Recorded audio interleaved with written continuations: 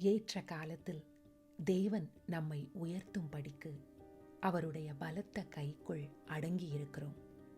அவர் நம்மை விசாரிக்கிறவரானபடியால் நமது கவலைகளையெல்லாம் அவர் மேல் வைத்து விடுகிறோம். தெளிந்த புத்தி உள்ளவர்களாயிருக்கிறோம், விழித்திருக்கிறோம். ஏனெனில் நமது எதிராளியாகிய பிசாசானவன் கெர்ச்சிக்கிற சிங்கம் போல் எவனை விழுங்கலாமோ என்று வகை தேடி சுற்றித் திரிகிறான்.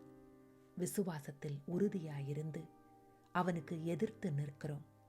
இயேசு கிறிஸ்துவுக்குள் நம்மை தமது நித்திய மகிமைக்கு அழைத்தவராயிருக்கிற சகல கிருபையும் பொருந்திய தேவன் தாமே கொஞ்ச காலம் பாட அனுபவிக்கிற நம்மை சீர்படுத்தி, ஸ்திரப்படுத்தி, பலப்படுத்தி நிலைநிறுத்துவாராக. அவருக்கு மகிமையும் வல்லமையும் சதா காலங்களிலும் உண்டாயிருப்பதாக. ஆமேன்.